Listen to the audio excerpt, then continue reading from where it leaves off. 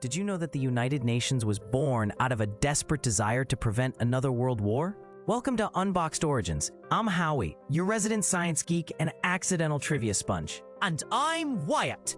I ask the big questions. Sometimes philosophical, often skeptical, always curious.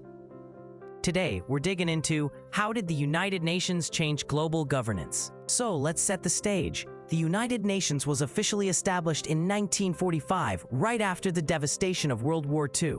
I mean, if there was ever a wake-up call for humanity, it was watching the world nearly tear itself apart. The idea was simple: create a platform where countries could come together to discuss their differences and avoid conflict. The initial meeting took place in San Francisco, where 50 nations gathered to draft the UN Charter. Talk about a crowded room. That's fascinating, Howie.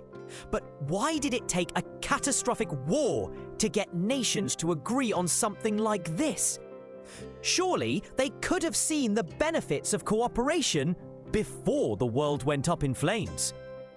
Great point, Wyatt. One of the key milestones of the UN was the establishment of the Universal Declaration of Human Rights in 1948. This was a groundbreaking document that laid out fundamental human rights for all people, regardless of race, religion, or nationality. It was revolutionary. For many nations, it was the first time they agreed on a common set of rights to uphold, which fundamentally changed the way countries viewed their responsibilities to their citizens. Aha! But wait a minute. Isn't it true that many countries signed the declaration while simultaneously violating those very rights? It seems a bit hypocritical, doesn't it? How effective was it really? You're right again, Wyatt. Hypocrisy is definitely a recurring theme in international relations. The UN doesn't have direct enforcement power, which means countries can be signatories and still fall short in practice. However, the UN has had significant influence over time. For example, it has facilitated peacekeeping missions and conflict resolution in numerous regions. Who would have thought a bunch of nations talking could lead to actual boots on the ground to keep the peace? That's a valid point. And let's not forget about the role of the UN in shaping international law.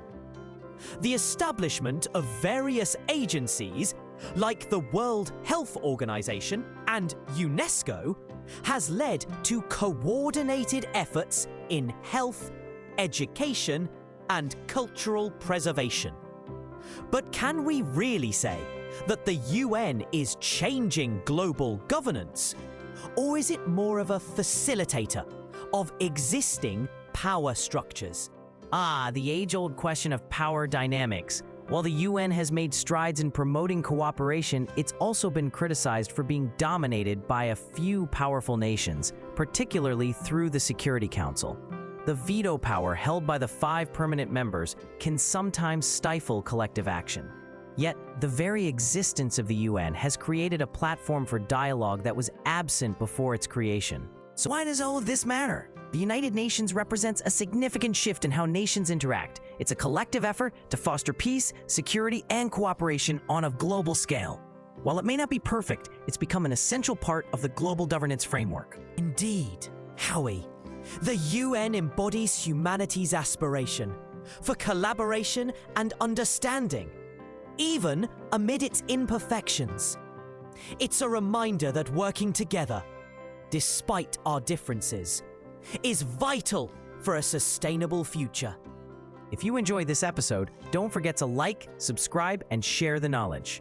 Remember, curiosity can lead to understanding, and understanding can change the world, just like the United Nations aim to do.